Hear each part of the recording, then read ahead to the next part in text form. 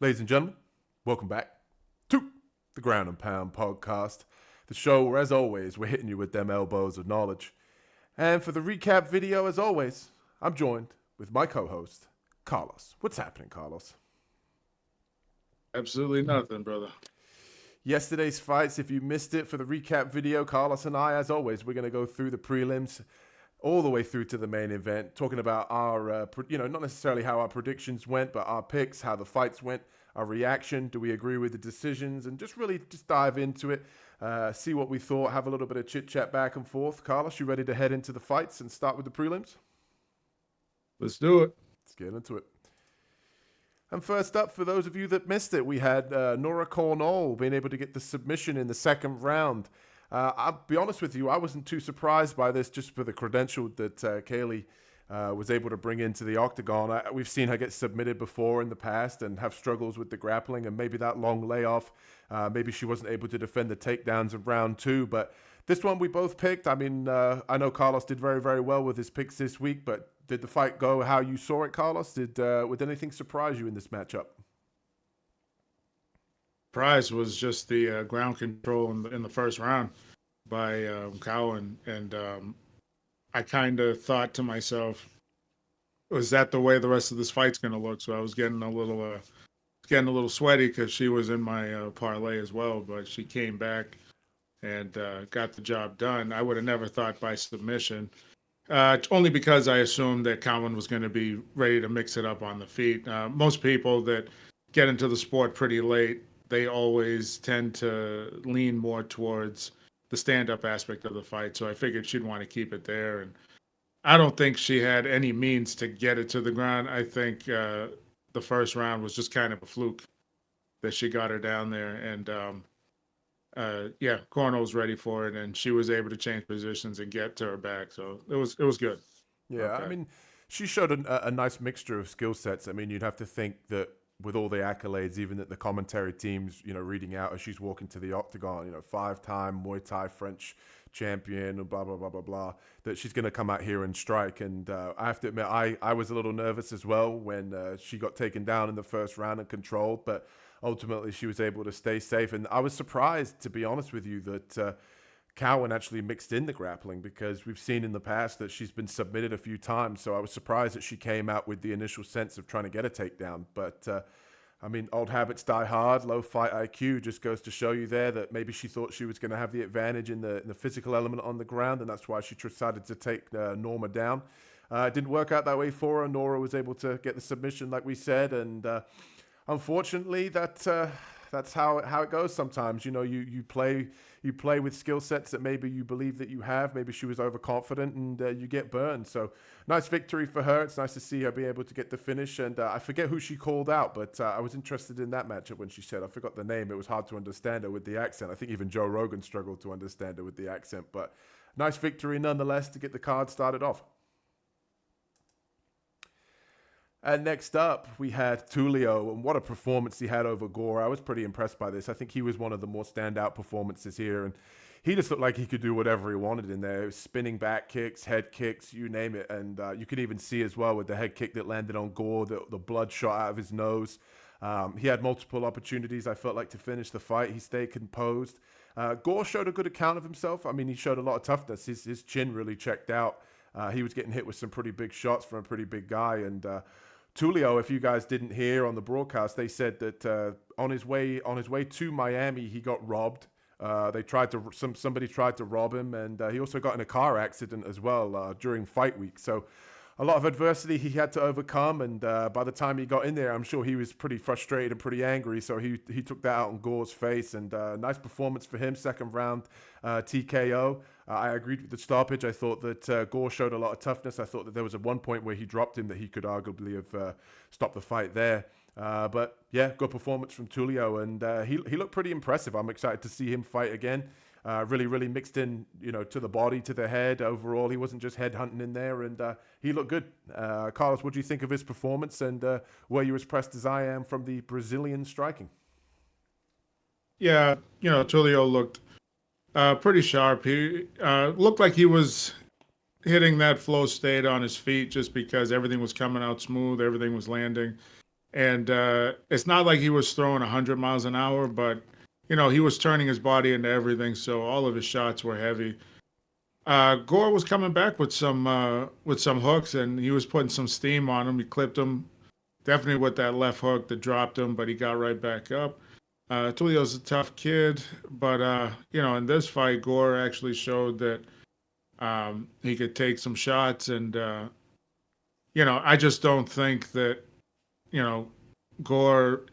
I don't know where he goes from here because this level of Tulio is going to get a little bit better, and he's going to grow into somebody that's going to be an actual contender. Whereas Gore, unless he's going to fight somebody like, what was that kid's name, Josh Freem? I'm like, who else do you match him up with? Just give him a couple stinkers, let him beat him up, and let him keep getting a payday in the UFC. Yeah.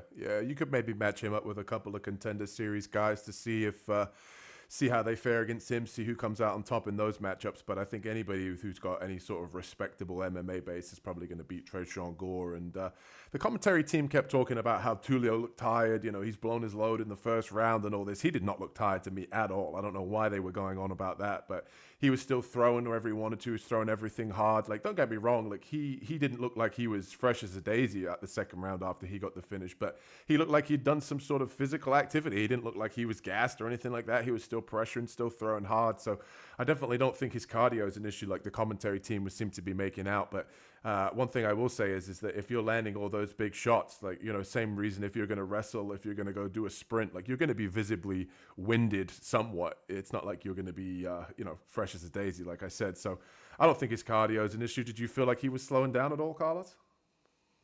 No, I thought he was doing just fine. Like he looked like he looked like he had been fighting. You know what I mean? Like he's a guy you could see like he was breathing a little hard, but it didn't look like he was out of breath. He didn't look like he was fatiguing.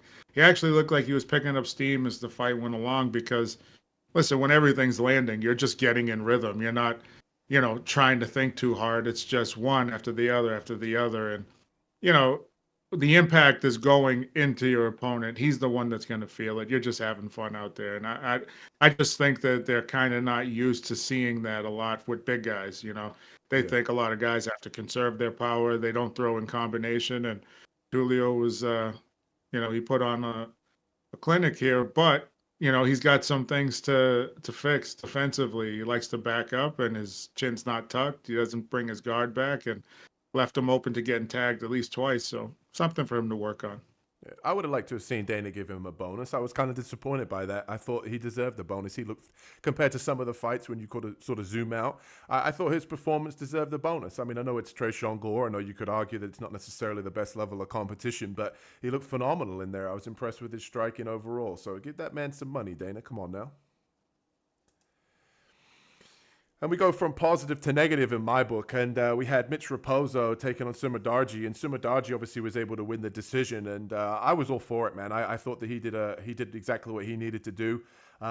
One individual who I'm going to name and shame, whose name I'm actually going to butcher. So don't search him on Facebook because you might not be able to spell it right. But is it Kimiocho? Is that how you say it? Carlos might have to help me out with this one. But a very familiar... Yeah, it's a pretty difficult name. It's Julian Camicho, very very common judge that we see in the UFC. He's been on there many times. I'm sure people are familiar with the name, but the reason I want to name and shame him is for this god awful scorecard that he had here, giving Mitch Raposo the first and the second round. I don't know in what world you're scoring a fight where the majority of the impactful shots are coming from Sumudaerji, and the only thing that Mitch really got going was his wrestling, in the respect that, he was getting takedowns, but then Sumudaerji was getting right back up. So damage being the first criteria that we score, why are you giving the fight to a guy that is basically taking a fight to the ground and then instantly his opponent's able to get right back up? It makes sense. These are the people that hold back our sport. These are the people that need to be investigated. These are the people that need to look into, what are they being paid on the side here, if you know what I mean. It just doesn't make any sense to me. Like, why are you rewarding control instead of damage? If you look at all of the rounds, Sumudaerji was able to outland him in every single round. And it's not like we're talking about a random judge here. We're talking about somebody that's been around. You've heard the name many, many times, even though I can't pronounce it here on the Ground and Pound podcast. I thought Sumudaerji did what he was supposed to do. He was fighting on the outside. He was landing big kicks. He was landing the bigger shots with his hands. And Mitch, to be honest with you, I mean, don't get me wrong. He landed a couple of shots, but, very few and far between compared to Sumudaerji. So I was disappointed in. I mean, at the end of the day, Sumudaerji did what he was supposed to do. I was disappointed in the fight. I thought this was going to be a much better fight overall from a viewing standpoint. I thought there was going to be a little bit more maybe to score in terms of damage, but you can't take away from the fact that they did end up getting the correct decision. But I mean, just do better. It's simple as that. I mean, you cannot sit here and give rounds to a guy that is basically just holding and his wrestling's being nullified. So, yeah, Carlos, what did you think of the performance overall? And did you agree with the decision? And what did you think? The fight was kind of a stinker. It was a very slow pace, no action, or not much action. Sumudaerji was trying to do what he can to engage. He's not going to come all the way in and commit because he is the taller of the two fighters. He's got the reach to keep, and he wants that range just so, he can control the distance. And, so unfortunately it was kind of up to Raposo to come in and push the pace. The problem is he, there's nothing wrong with respecting your opponent, but I think he was just having a problem gauging, like, how am I going to get inside without getting caught with that straight left hand or his rear leg kick. And, I mean, these things happen when you're a shorter fighter, but the problem is he goes back to his corner, and I feel like they make him think that he's winning this fight. And, just because you get a takedown once in the first round, maybe I think he got once or twice in the second, he wasn't able to do anything with it.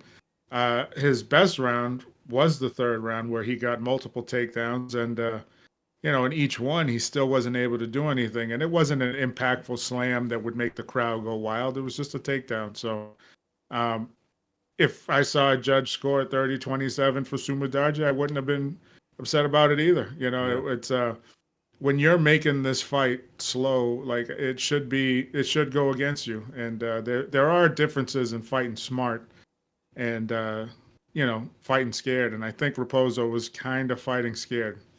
That's just what I thought. Yeah, and if you look at the first level of criteria for being damaged, Mitch was the one that was wearing all the visible damage with his nose. I remember in the corner, they said to him, I think it was after round one, he blew his nose, and they were like telling him, don't blow your nose because it was bleeding pretty heavily. And Sumudaerji looked like he hadn't barely been touched, and he fought the right game plan, and hats off to him. Like I said, a bit of a stinker in terms of, watching, but we got to do better with these judges, man. I'm getting kind of sick of the fact that we're rewarding, or, some of the judges are rewarding basically guys just hugging. And at the end of the day, it's still a fight first. I know that there are elements to it that we still need to look at in terms of scoring, but damage is the first criteria. Mitch wasn't doing the damage. So, like I said, Kimojo or Kimucho, or just do better, man. Just do better. And check his bank account. We'll get Elon Musk on that. But anyway, we have a pretty nice performance here, and another controversial stoppage, but this one wasn't controversial to me. We'll get Carlos's take on this one in a minute. But we had Oleksiejczuk with the first round finish over Dumas, and Dumas protested the stoppage. He said that he was defending, had his guard up, and he was, kind of defending with his guard up, as you can see in the middle image there. But repeated shots being landed by Michal Oleksiejczuk, and I was pretty confident in him. I felt like he was levels above. The only people he had been losing to in the UFC were credentialed names, and I didn't mind the stoppage at all. I think that he's basically saying, like, well, I'm blocking them, they're not hitting me clean, but when you're taking 20 to 30 shots repeatedly in one sequence over and over again, and you're not trying to improve your position or move or whatever, you're just taking shots, the referee's got no choice but to step in. I didn't have a problem with the stoppage. And another win for the Fighting Nerds. He'd been training over there with Caio Bahalio as one of his main training partners over at Fighting Nerds, and another victory that they can claim over there at that gym. So impressive performance. I liked what he was able to do. He came out aggressive like he always does, and puts on a show for the fans. And he demonstrates some Polish power. So I know that's not his name, but clearly it runs in his veins. But Carlos, what did you think of the performance, and did you like the stoppage or not? I was okay with the stoppage because if you're just going to sit there and, like you said earlier, like, not improve your position, or, it's always a risk when you're getting out from the bottom like that and you're getting hammer fisted, you're getting elbows dropped. you got to try to do something to either control his arms and change an angle on the ground to better your position. And he didn't really do either of the two. He just kind of sat there taking the elbows. Now maybe they weren't landed, which clearly they weren't. And I I get it. It's elbows. I actually never fought when they were throwing elbows, so I don't know how quickly they come at you. I'm not sure how hard they feel. But what I'm saying is, in any aspect, I've done it when you're throwing punches. Like you've got to do something to just move. You know you're going to get hit. You got to turn, create some space, and you got to take a chance. And that's exactly why I actually picked Oleksiejczuk, is because I kind of know that Dumas is kind of a soft guy. Like once the fight gets difficult, he starts to kind of fall apart. And this just showed it right here. Yeah, absolutely. Being a fucking crybaby at the end of the fight. And also, as well, I want people to remember that I don't know if anybody is arguing with the stoppage and that's on the Dumas side here of this, but I want people to also remember that the sequence started off with him being dropped, and clearly his equilibrium was off the way that he was, not able to get his legs under him. And then after that, he's receiving multiple shots unanswered, just covering up. So I don't really understand what anybody expects the referee to do in that scenario. At the end of the day, they've seen a guy, basically get dropped and wobbled. And then they're also getting follow-up shots without any answer. So at the end of the day, I think the referee did exactly what he was supposed to do. And we got another referee to talk about later on, which we can slate and throw some slander at. And lucky for Chris Tione this week, it's not him. So good job, Oleksiejczuk. Way to get it done. And on the Ground and Pound podcast, I think we were both pretty confident in Oleksiejczuk in this matchup. And unfortunately, we were split on this one, but we had Darren Elkins just looked like, I don't know what Darren Elkins looked like, but hats off to Julian Erosa. He was able to get the first round finish. He did everything he was supposed to do, not taking credit away from him. And I don't think either guy looked particularly impressive in this matchup. This one kind of looked like, maybe these two should be applying for the GFL. Let's put it that way. They both looked kind of a little bit past it, a little bit slow in there. And Darren Elkins looked god awful. I don't know what was going on with him. But I did notice as well at the ceremonial weigh-ins, he looked like he had difficulty even just walking up the steps to go to the ceremonial weigh-ins. He looked like he had difficulty moving. He's got obviously taken a lot of damage, hence the nickname over his course of his career. But he looked awful, man. I mean, he was shooting at legs. He got dropped by, I believe it was a jab at one point. I did not have a problem with the stoppage. If anything, I think you could have probably stopped it a lot sooner. I think that they just probably tried to give him a little bit more of an opportunity based on how his fighting style is, that he's come back in the past after being dropped and wobbled. So didn't necessarily have too much of a problem with the stoppage, but I did think that you could have made an argument to stop it sooner if not. But I don't know what's up with Elkins, man. I think that he might need to think about retirement. He's starting to look his age. He's starting to wear the damage instead of being the damage. But unfortunately, Elkins got it done for my picks and my bets. That wasn't great. But for Carlos picked Erosa, so I'm going to let him talk it up. And how did you see the matchup, Carlos? Did you see it going how you thought it was? And do you think Darren Elkins needs to call it quits? Well, I don't know if you need to call it quits, but let's just say when you get kicked like 2 to 3 times in the face with an up kick, heel straight to the chin, and you can't see it coming, like maybe it is time to give it up. I don't know, because I don't think he recovered from those 2 kicks that he ate. Possibly 3. I'd have to go back and check, but he was off after that. He was hurt when he got to his feet, and a lot of the commentators were kind of talking about how Erosa was not coming after him. He didn't have that killer instinct. He's just kind of walking him down. That's exactly what you do to somebody like Darren Elkins, because you don't know if he's going to throw something at a fastball. It's going to catch you right on the chin and put you down, because that's what he's known for. That's how he fights. And the fact that the commentary team thought it was kind of weird how Rosa was taking his time, just kind of hop skipping and walking him down. I thought that was smart on his part. Uh, did he look sharp? Did he look any better? No, it's just the fact that Darren Elkins kind of fell apart and just couldn't hold it together. And normally he can come back, and this was pretty bad because whatever stunned him, he never got his legs back. So maybe it is time to call it. But Erosa, good job. I thought it was great. Kept a tight guard, looking for the shots coming back. Good job.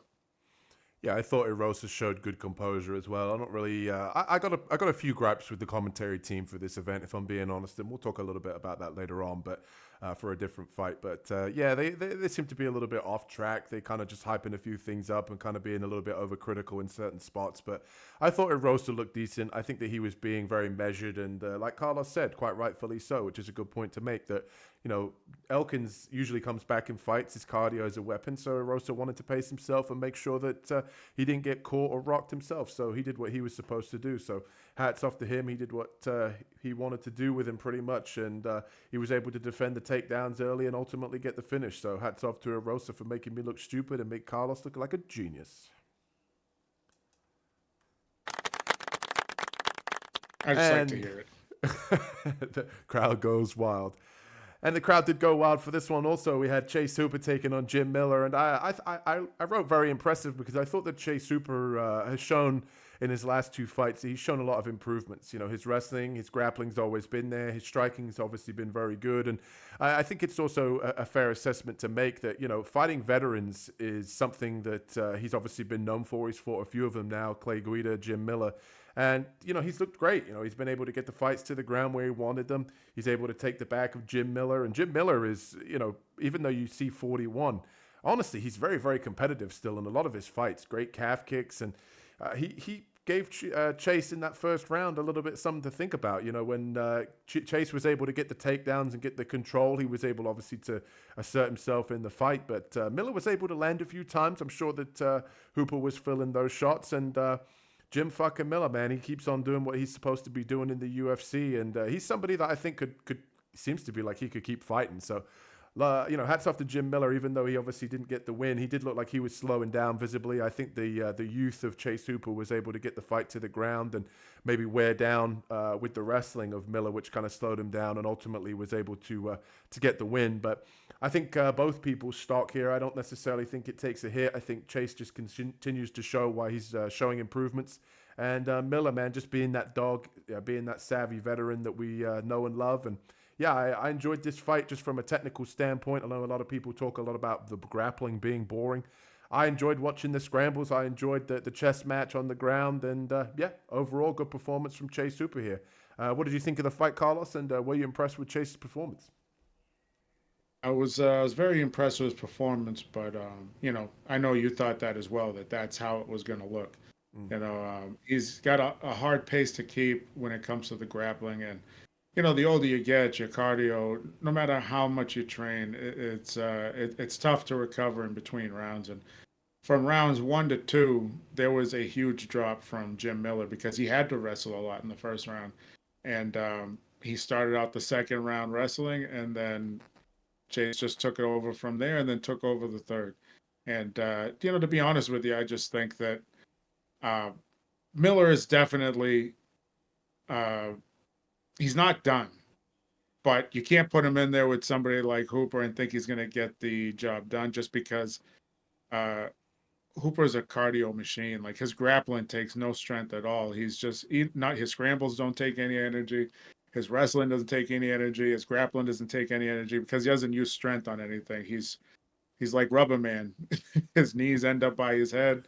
He's very difficult to keep down, and I kind of knew Jim was going to have an issue with that. So I figured if Miller was going to win, it was going to be either chewing up that leg and then landing that left hook or something, but he definitely wasn't going to do it on the ground as good as he is. And when I saw him jump for that ghillie, I was pretty excited, but for the position of his elbow, I kind of knew he didn't have it. So it was over from there in the second.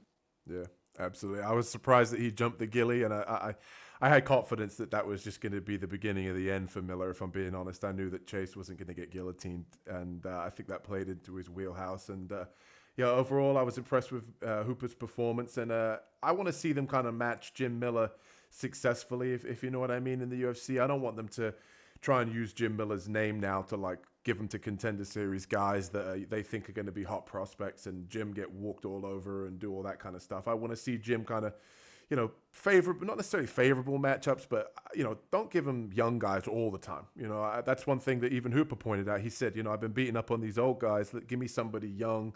that I can now fight. And I agree. I don't really necessarily like this whole model of giving young prospects the old guys to build a name off and things like that. You know, it's kind of it seems to me like a little bit of a fuck you move to some of the older guys who have been around and created a name, like Clay Guida, like Jim Miller.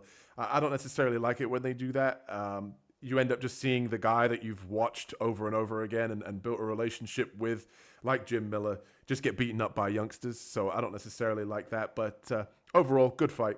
Happy with the fight overall. And I thought that it pretty much played out exactly how we thought over here on the Ground and Pound podcast. And rant number one incoming here. But Virna Jandiroba was able to win the unanimous decision here against Jean.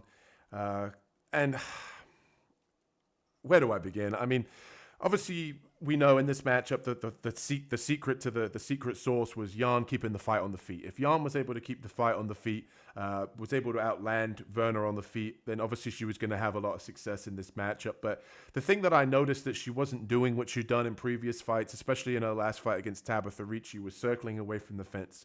She had Virna, pressing her forward, getting her up against the fence where she would be able to shoot in for a single and ultimately get the takedown. Or she would get her up against the fence and she would be able to hook that leg and ultimately take the back or drag her to the ground. And the thing that frustrated me the most about this fight was just that Jan, whenever she had the opportunity to scramble, she would take that opportunity. And then in the second round, after losing the first, she decides, hey, I'm going to jump back in Virna's guard and ultimately get reversed again.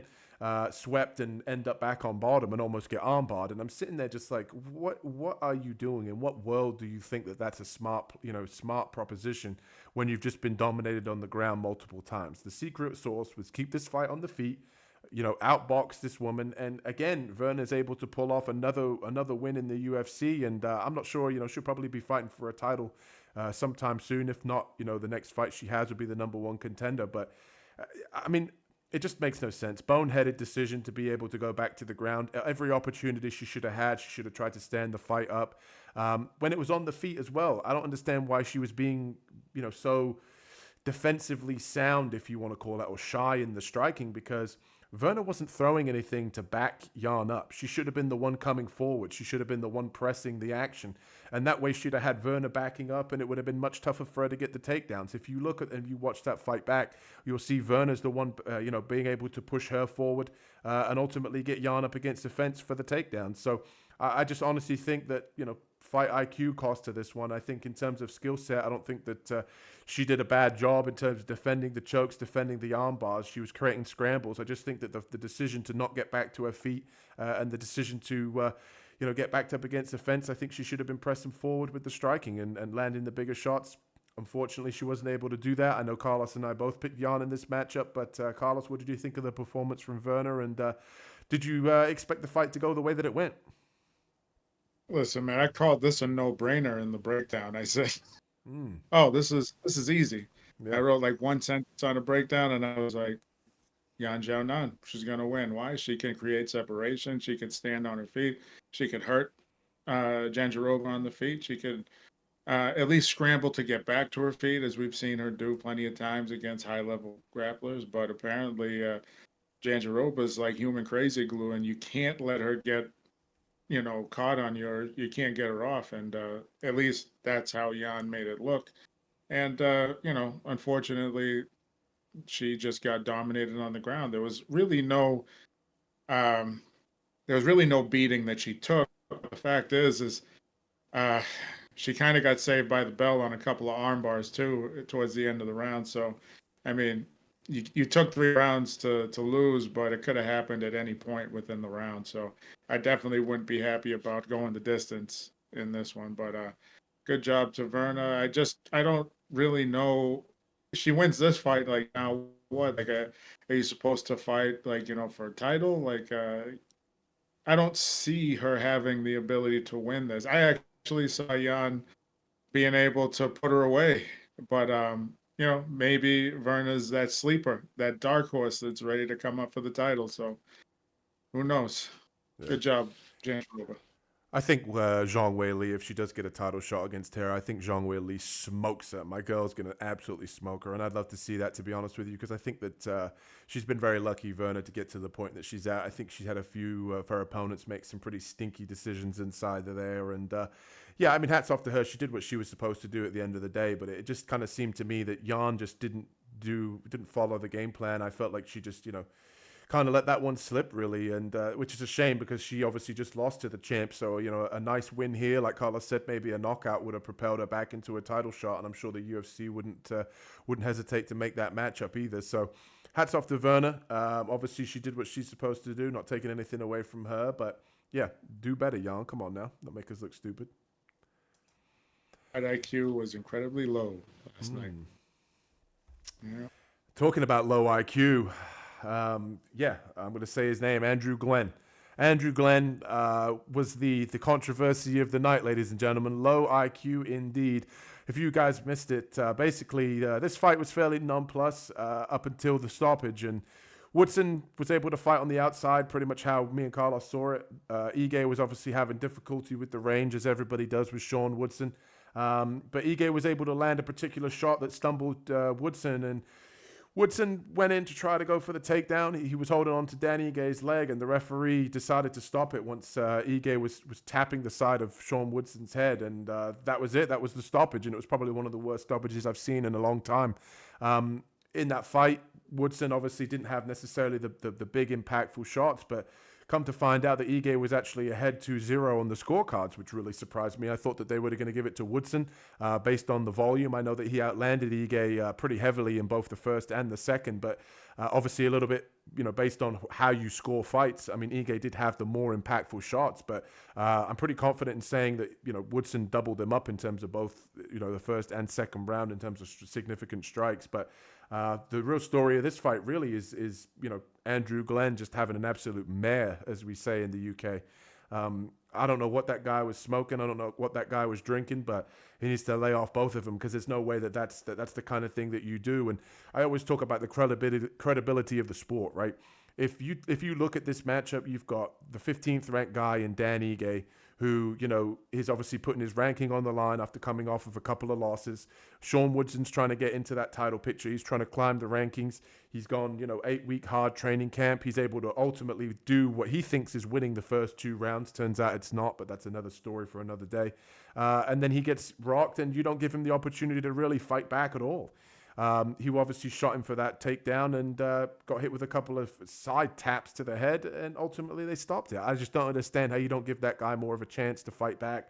I mean, hats off to Ige. He did what he was supposed to do. Like I always say, you can't take away from the fighter, but these referees, man, these judges need to be held accountable, so I'm always going to call them out. But Andrew Glenn, man, do better.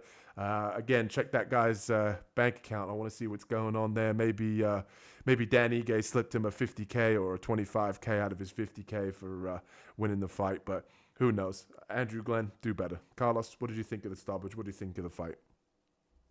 I mean, I thought the stoppage was early, but you're also you're able to see the replay. I think the referee probably panicked and thought, "Oh, this guy's not coming back from those 4 hammer fist strikes." Like I said, I feel good because Ige won. I figured he would find a way to get inside and hurt him, but he shouldn't have won that way. Now, the rest of the fight, when they scored it for Ige, I feel that it's close enough in each round to go either way. Yes, Woodson was using his reach and to keep Dan at bay, but he wasn't very effective. If you look at the end of the fight, he landed some jabs, nothing crazy. Didn't land too much big power or anything. Few leg kicks here and there. Same did Ige. Landed some leg kicks to him, not too many, and tried to go to his body enough, because that's what you do against tall, rangy guys that move a lot. And I'm just thinking, it could have went either way. It wasn't that big. That was the biggest moment, was in the 3rd round. So if they had it 2-0 going into round 3, that's not bad. But I could have seen it 1-1, and unfortunately, because it was so uneventful in the first 2 rounds, I could see it 2-0 for Woodson. So, luckily, Ige got the victory. But Yeah, that was an early stoppage. Referee's fault. He'll learn from it. Woodson definitely not happy about it, but let's go Ige. I would like to see them start doing something where if a fighter misses weight, they lose like 25% of their purse to their opponent. I'd like to see them do something for the referees and judges, where if the referees and judges have an absolute stinker, they like fine them 25% of whatever they make for that night and give it to the guy who they screw over or something like that, because they need to be held accountable. I'm not saying that's the answer, but something along those lines would be good. And I don't really necessarily think that Sean Woodson deserved to be losing 2-0. I thought that he did enough, and maybe at least to be 1-1. Obviously, like I said, he was outstriking Ige, but it's good to see Ige get back in the win column, man, after that tough fight against Lerone Murphy. That was also a close fight, but able to hold on to his ranking, so nothing taken away from Dan Ige. Obviously, he didn't get the 50K, but he still lives up to the name. And that brings us to the main card. And if you haven't already, ladies and gentlemen, and you're enjoying the content here on the Ground and Pound podcast, hit that like and subscribe button for the next matchup. We have Nikita Krylov. We've taken on Dominick Reyes, and Dominick Reyes was able to put him out in the first round. And this one kind of annoyed me a little bit with the fight IQ situation with Krylov. I don't understand whether it was the layoff that decided to make him come in completely reckless, but he came in with his chin up, throwing wild, completely out of range. And Dominick Reyes in this matchup. I mean, one thing I will say is he might be chinny, but he's not a bum. And if you come in with your chin held high, he has the power, he has the athleticism to put you out, and he demonstrated that in this matchup. I only think Nikita Krylov has himself to blame in this one. He came in far too aggressive, far too open to be hit, and Reyes was able to put the lights out. That's that one snapshot. I can't remember, was it the right hand or a jab that he dropped him with? I think it was the right hand. Beautiful time shot. You could see, Nikita Krylov overextending completely in that fight. I don't know what got into him. I don't know if it was like nerves or he just, over anticipated the fact that he wasn't going to get caught. I don't know. But hats off to Reyes, man, got it done. I still don't necessarily trust Reyes, if I'm being honest with you, because the first two fights he had before this one weren't against high-level competition, as I said in the breakdown. I thought Krylov was going to come in here and dog walk him in the first round, but ultimately you can't leave your chin exposed, and Reyes took advantage. So. And he was able to take a photo op with the president afterwards. So that was pretty cool for Reyes. And hats off to him, man. He did what he was supposed to do. Carlos, what did you think of the knockout? And were you surprised by the performance of Krylov? Oh, if Krylov fights that way. I mean, there's a lot of times where he leaps in and throws punches. A lot of times, where he'll walk in and he'll jab his way in, or he'll use his kicks to come inside. So that's just the way he fights. The one thing I felt is that as much as you think Dominick Reyes is shot, you know what I mean? Like, pretty much I think that, you think that, and it doesn't mean that he's not dangerous. Like, if you hit him, he's going to collapse. We understand that. But if he hits you, you got a chance of folding as well. And Krylov had to learn that the hard way. And, just respecting I guess disrespecting their power. That's what happens, because number one rule when you're striking is if you leap, you sleep. And he ended up taking a little nap in the ring. And I like Krylov. He'll be back. He's got good volume. He throws a lot of heavy shots too. Not just like high light tapping, high volume. He throws heavy shots, so he'll be back in there mixing it up. But that's a crucial mistake to make against Dominick Reyes, is just leaping in face first, and hopefully he learns from that. Yeah, well said, actually. There's some great points in there, to be honest. And you heard it here first, ladies and gentlemen, on the Ground and Pound podcast. You leap, you sleep. Get that one down on a t-shirt. But Carlos is right. He basically just left himself completely exposed. And like I said, Dominick Reyes isn't a bum. So who knows as well, that beard that he's grown, Carlos, you never know. That might be the secret to improving his chin, because that thing is thick. But hats off to Reyes, man. He got it done. Krylov, man, you let me down, brother. You let me down. And that brings us to what I would call the people's main event, and we have Bryce Mitchell taking on Gene Silva, and what a stud Gene Silva's shown himself to be. 50K bonus for him. His performance, able to choke out Bryce Mitchell with a ninja choke. I believe it was the second round. honestly, he looked phenomenal again. And Bryce didn't necessarily have a bad account of himself. He looked decent. But Gene Silva, again, just the same antics that we've seen so far in the UFC, able to get the finish. I didn't see it coming by submission, but who knows with this Fighting Nerds team, man. Gene Silva's such a wild guy. Honestly, who knows what this guy's going to do. That's why people were excited to see him fight. That's why the UFC is happy to promote him, because you just never know what you're going to get. Honestly, very impressed with his performance. He didn't even really need to let his hands go. He was able to do it in the grappling. So hats off to him, and 50K well-deserved. And Bryce Mitchell, again, man, getting finished. This time it wasn't by a horrific knockout. It was by submission. But I think, I don't want to say Bryce Mitchell's necessarily done, but I think that his stock is becoming lower and lower. He's more known for what he says outside of the cage than what he does inside the cage. So he needs to get back in the win column ASAP. And who knows what's going to be next for Gene Silva, man. I think people are excited to see him fight. I think that the next matchup that he has will obviously be against a high-profile fight. So excited to see what they do with that. But good performance all around, 50K well-deserved. Carlos, what did you think of the performance, and what do you think's next for Gene Silva, man? Well, there was a meme or something. Somebody called it a hot take that I saw online one day, and it said, "No one from the Fighting Nerds will wear gold because they have no ground game, pretty much." And that's what I wanted to talk about with you too, was the fact that just because they don't have to display the ground game doesn't mean they don't have it. Because Carlos Prates has got some pretty highly regarded jiu-jitsu. So does Caio Bajalio and Gene Silva. I mean, I just never had to see it. And he's got good takedown defense. He's very strong. He's very athletic for the weight class. He's got some power. And as you can see, the submissions, I thought he had him with the first submission that he threw on. You know what I mean? I think he had him with a guillotine early. I'm not sure. And everything was deep, but then he didn't have it. He let it go. And then how he transitions into all the submissions pretty smoothly, and everything looked like it was deep. He finally got him with one, but you don't know what these Fighting Nerd guys are going to bring. Just because they use the stand-up doesn't mean that they don't have anything else. Because believe you and me, when people watch the video and go, okay, this guy's very good on his feet, they're planning to take them to the ground. We've seen this plenty of times, and they just can't get them there.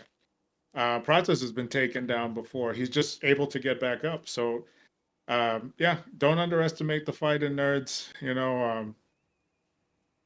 All I got to say is I was looking forward to another Josh Emmett type knockout from Gene Silva. Not that I dislike Bryce Mitchell. I just like knockouts. But what I disliked about the fight was that he was playing with him. And I would have liked it better if he was just punishing him throughout the entire fight instead of giving his leg, saying, go ahead, take me down, moving around, landing a jab real quick and, kind of messing around. Every time we went for a takedown, he's peeling him off. I'm like, just throw some shots to the body, beat him up, get him out of there. Because it seemed like he had animosity towards Bryce Mitchell. And if you're angry, get him out of there. But he was playing with his food before he finished it. And I'm just not too happy when I see shit like that. Yeah. The antics can rub people the wrong way. It just depends on what you like to see in there. But I have to admit, I think that eventually could cost him against a higher level opponent, especially the one moment where he looked away. I was talking to somebody or pointing at somebody in the crowd or whatever by cage side, and then Bryce is coming in on him. If he gets somebody that can strike, he's not going to be able to do that. And I agree with you. I'd rather see him come out and look impressive and finish the guy with no antics. But I think that's what some people love about him, is the antics and the dog bark and all that type of stuff, the aggression. And I agree with you. I don't know if he had animosity towards Bryce Mitchell, but it certainly looked like it in there. But ultimately, man, MMA can be a little bit of a truth teller, and it doesn't matter if you like the guy or don't like the guy. When they get in the cage, ultimately the decision finds itself, whether one guy wins or one guy loses. So whether they did or didn't, it's settled now. And hats off to Gene Silva, man. Impressive performance. I'd like to see what comes next for him, and the Fighting Nerds live on. And that brings us to Yair Rodriguez getting the win over Patricio Pitbull, excuse me. And I got to admit, I mean, this one played out exactly how I thought it was going to, if I'm being honest. And I don't know if you remember this, Carlos, but I said on the breakdown when we did this fight that I felt like Yair was going to keep it at kicking range. His kicks were going to be able to keep Pitbull at range, ultimately win him the fight that way, being the bigger, impactful shots. And I've seen in many of Pitbull's fights, especially in his last few fights, that he tends to be a little bit low volume, a little bit slow in terms of getting the fight going. And I don't know what as well he was complaining about after the first with the hits to the back of the head. I mean, they were light taps, if anything. And for a guy that's been around the sport, 37 years of age, complaining about stuff like that, I was kind of a little bit disappointed to see that. You got to do better there, Pitbull. At the end of the day, you lost that first round. But, even if you're getting hit in the back of the head, to sit there and complain about it, showed his head maybe wasn't in the right space. And again, the UFC guys showing that there's levels to this stuff. When Bellator guys, PFL guys come to the UFC, they're not able to get it done as often as they'd like. And Yair did what he was supposed to do. He looked phenomenal. The kicks are always on display. Obviously that kind of wacky fight style with the spinning elbow, or that he likes to throw, the one where he likes to kind of dip down and throw it over the top. That thing's pretty nasty. He almost timed that at one point, but yeah, ultimately, I think this one pretty much was cut and dry, exactly how we called it on the breakdown. And Yair, I'd like to see him match up with Lopez next. I think that they should do that fight. Yair and Lopez had a little bit of beef. Something about he doesn't think that he's a real he's not a real Mexican because he comes from Brazil, and he doesn't and all this stuff. So I like to see those two squash that beef. Sometimes the animosity can make for good fights, and after Lopez losing and Yair winning, I think that could be a pretty cool matchup. But yeah, Carlos, what did you think of the fight overall? Did you think anything went how differently to how you thought it was? And what did you think of Pitbull's performance? Well, I mean, his performance was very lackluster. I expected it to go that way, and I expected the fact that when Pitbull tried to take him down, he wasn't going to have much success either. Yair is not the greatest wrestler, but over the years, his takedown defense has gotten a lot better. So I figured that was his only key to winning this, and he was not able to get him to the ground. Um, I was listening to some, post fight stuff, and they said that the octagon jitters are real, and that that's what Pitbull probably suffered from. I don't believe that one bit. I believe that Pitbull just had the same problem that we established was the guy is a tornado, a whirlwind of offense, and you don't know where the strike is coming from. He doesn't know how to gauge it. He doesn't know where to put his head. Luckily, he was close enough that when he threw that question mark kick, he caught it right on the forehead, and it wasn't at full extension, or he would have been out and the fight would have been over. But he never saw that coming. You know what I mean? So it's just you have to play. You have to play safe when you're fighting against Yair, and playing safe. You kind of just get caught standing there watching this guy perform. So Yair did what he was supposed to do, ripping kicks to the body, ripping kicks to the legs. And I love those punches that he throws in between his kicks right after. And he'll throw a high kick and then throw, like, I think it's a right-left combo. And I'm just like, it's just two straights. And he caught Pitbull with that. And Yair performed the way I exactly thought he was going to. I was hoping that Pitbull would have at least went to go for broke, run in, throw something in the last round, try to get him out of there. But he did land on Yair, and it wasn't the big power that everyone's talking about. So Yair was able to take it pretty easily and get the decision. Yeah, I agree. I think a little bit lackluster is the exact words that you use. I think that couldn't be more accurate. And yeah, man. I mean, at the end of the day, he did what he was supposed to do. Like I always say, not taking anything away from him. It's nice to also get a veteran of MMA and a credentialed guy in Pitbull on your resume. That's only going to help him look good. And I heard them say something on the broadcast as well about how they offered Yair this fight originally and he turned it down, and they didn't specify the reasons as to why he turned it down. But I don't know if it was because he thought it wasn't going to help him climb the rankings. But I think after that performance, I think that they'll reward him handily, and he'll probably be maybe in the number one contender spot or fighting upwards in the rankings from here. So not many more fights to go. We might see Yair fighting for a title. So hats off to him. He got it done, and we'll see what's next for Pitbull inside the UFC. Viva Mexico!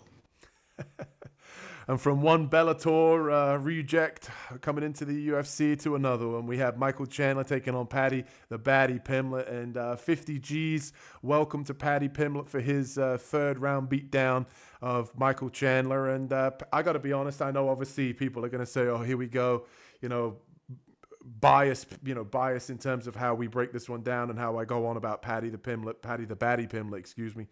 I honestly felt like Paddy looked very, very impressive. This is the best that I'd seen him. His striking looked fantastic. His aggression looked fantastic. He didn't necessarily look like he was going to slow down at any point. I think he could have fought another 2 rounds comfortably. He fought a perfect game plan. I talked a lot about his fight IQ in the full card breakdown, saying about how, I think that he's got a very underrated fight IQ and how Michael Chandler's fight IQ is poor.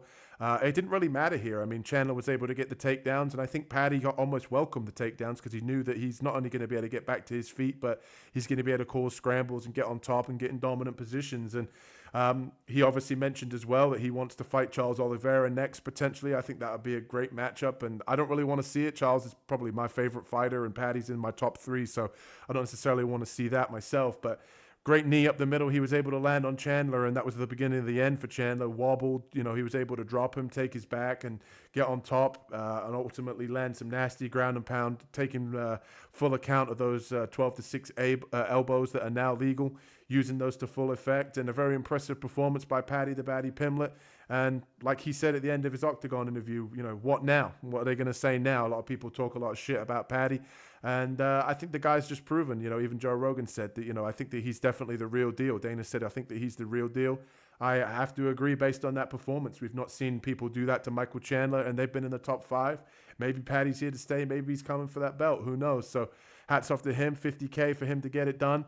And like I said on the full card breakdown, come on, the Scouser. So good job, Paddy. Carlos, what did you think of the fight? What did you think of the performance? And were you surprised with how he handled Michael Chandler overall?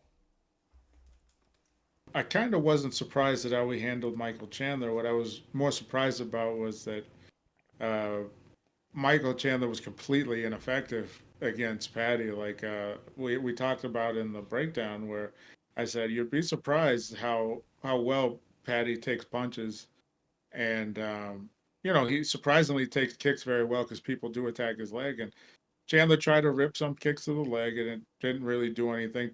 Paddy doesn't even check him really. And when he threw a couple hammers up top and he hit Paddy right in the chin, didn't really do anything. His head didn't even fly back. Now, if his hair wasn't braided to the judges, it probably would have looked pretty bad. You know what I'm talking about. Yep. It's just the perception of everything flying backwards, but. But his head didn't even snap back. He takes them very well. The one thing that I did say was, Paddy hits surprisingly harder than people think, because in a lot of his fights, what set up Paddy to go to the ground a lot is it's not the fact that he's got great stand up. It's the fact that when he throws, it's actually pretty heavy. It doesn't look like he's throwing everything behind it either. And in this fight, the same thing. He wasn't throwing punches and throwing off balance and throwing these kicks and falling off balance. He's perfect balance, not a lot of wasted motion. He does swing wide with his punches, but it's effective. And against Chandler, he was taking them pretty bad. Even though they were being blocked, they were moving his entire body. So Paddy's a little bit of a force to contend with. I do believe that after he fought Jared Gordon, he decided, hey, I actually have to work on the stand-up game. And, everybody wants to say, even Tony Ferguson had some success against him on the feet, and it's like, well, Tony Ferguson had success with Chandler on the feet as well. And, he got put out. But with Paddy was just, it sounds stupid to say because he's been fighting for so many years, but he's just getting started learning how to put stand-up together. And I think he's going to be, if you saw how he threw that knee that cut Chandler, he just kind of lifted his leg. He didn't put everything behind it. It wasn't like a flying knee. It wasn't a jump. He just, proper technique, came up, read that he was about to duck his head there, caught him, cut him. And that was pretty much the end of the fight from there on. So, yeah, Paddy, it was very, very impressive. I was expecting Paddy to get his back, get the submission, but I'll take this win. Mm. And as Carlos would refer to him as my English muffin. So, yeah, my English muffin got it done yesterday. And That's right.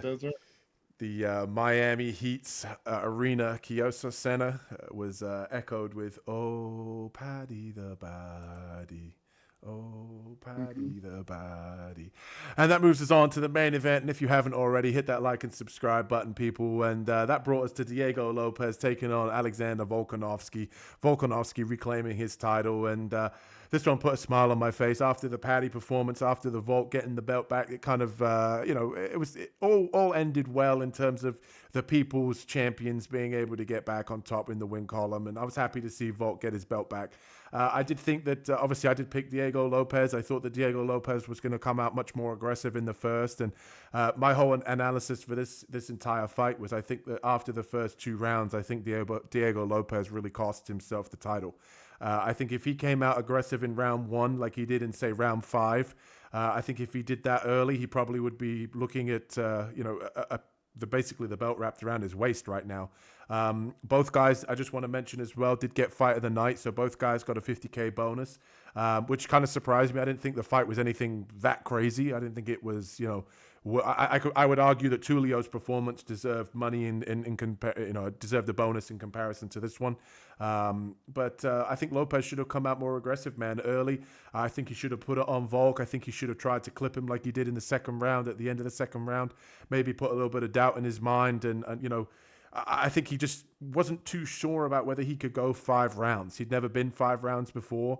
I think maybe in his mind he thought, I need to pace myself. I'm not sure if my cardio will hold up, whereas I know that Volk's been 5 rounds many times. And he looked, a little bit shy in there, and that allowed Volk to get his confidence, get his feet wet a little bit in there. And ultimately, I think Volk won. I don't think there was any controversy about the judges. And I'm going to pass this one to Carlos and say, did you think this was vintage Volk? Do you think that the game plan of Lopez paid off? And what did you think of the fight overall? Well, one of the things is Lopez will follow you as you're retreating from him, but he only does that if he's got you hurt, and that kind of plays into Volkanovski. Is he likes to bounce in and out, and he won't just go straight back. He'll go out and then cut an angle. He's a pretty smart fighter that way. But that's why when I was telling you, I think Topuria was very he's tailor made to fight him, because as he backs out with his hands probably around his shoulders and his head kind of up high. So I was waiting for Lopez to exploit that and come through. He actually only did it one time in this entire fight. He took an extra step and threw a bomb and dropped him. But I think that was round 2. Volk, this is vintage Volk. That's how he is. He's in and out all the time. He's implementing his wrestling. Did a great job smothering him. For this to get a 50K bonus, I mean, yes, it was the main event. Yes, it delivered. I think Volk was only in trouble, I want to say once, but I'll go with twice. I can't remember another time where it looked like he was hurt, but I'll say at least twice. Other than that, I thought it was a pretty dominant performance by Volk. This is the thing, is that Lopez needs you to want to engage him to at least show his power. And Volkanovski was engaging when he was ready to, and he was going out. I would expect someone like Lopez to read that and be like, I've got to follow him on the way out. Don't worry on the way in trying to catch him. Catch him on the way out. And if you are going to worry on the way in, the reason why I wouldn't is because you're going to either throw a knee or an uppercut against somebody shorter. And Volk loves coming over the top with a hook and overhand. So that's the reason why I wouldn't engage if I were Lopez. But Lopez did show that he could take a hell of a punch, because he took some shots, and his chin held up pretty nicely. But all in all, I was actually I was waiting for him to at least go for a takedown himself. He didn't try to do anything but box. And if you're going to do that, Volk is going to outbox you for the entire fight. His movement is just superior to on the feet is superior to Lopez. But if he were to at least mix it up on the ground, he's going to give Volk something to think about. And his submission game is no joke either. So I don't know why the game plan was stay and put him out. But good job, Volk. I'm happy to see you back in the win column. And I'm just waiting to see who the next matchup is, because I'm happy when Volk's on top.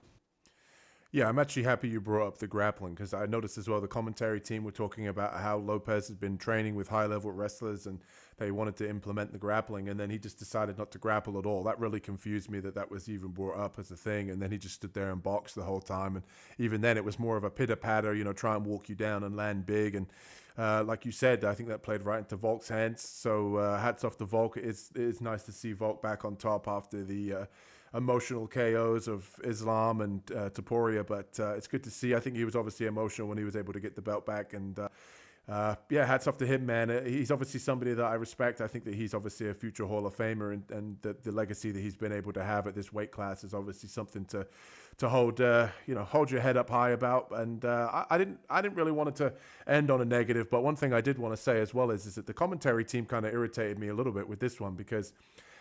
I think as MMA fans, you can be subjective and you can obviously say, hey, this fight, went this way, but I can also see why, you would score this round for this particular guy or whatever. But the whole time, the commentary team in this particular fight kind of ruined it for me because they were saying, oh, well, Sean Shelby says it's 2-1. And then later on, John Anik would say, oh, there's a world where this is 2-2.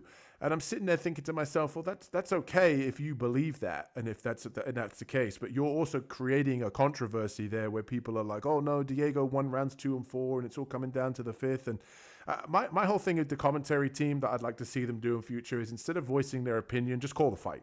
Like just, oh, this person landed the jab. This person landed the shot. Oh, he's gone for a takedown.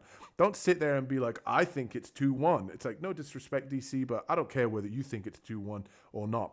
Because at one moment they're calling the fight and they're saying, Mick Maynard, I think he said it's like, Nick Maynard says it's 2-1 Lopez. And they say like, oh, we need to drug test Mick Maynard. And then later on, John Anik's talking about how the fight could be 2-2. And I'm sitting there like, well, a second ago you scrutinized Mick Maynard's scorecard and next minute you're trying to say it's 2-2. So it didn't really make sense the whole time to me. I think that it sometimes creates a controversy and it creates some bias. It makes people kind of think that, they want a certain guy to win or that they don't. Just call the fight how it is. And I'll be honest with you, I picked Lopez and at no point did I think that Lopez looked like he was going to win that fight. I thought Volk won, uncontroversially. And it's good to see him back on top. And before we leave you guys with the full card recap, and we just want to let you know what's coming up soon. And we have the PFL next week. We got another episode there of their world tournament. I believe it's the third sequence in their first round. So obviously Carlos and I are going to do a full card breakdown. Keep an eye out for that either on a Tuesday or a Wednesday next week. No UFC next week. So obviously good content there for you guys keeping up with the PFL. And also as well, we have a Best Bets video coming out next week on Friday for the PFL. First one, Best Bets for the PFL. And if you've enjoyed the content so far, hit that like and subscribe button. And as always, I'm going to pass this one to Carlos. Do you have anything that you want to say to the people before we wrap things up? No, just thank you for watching. This week was great. You guys showed a lot of support. We're very happy, and we're hoping we can get this content back out to you. And we appreciate it very much. Yep. Hit that like and subscribe button for Carlos too. He's very modest and humble, but he did go 11 for 13 on picks this week. So if that's not worth a like and subscribe, I don't know what is. We'll see you guys in the next video. Peace. Peace.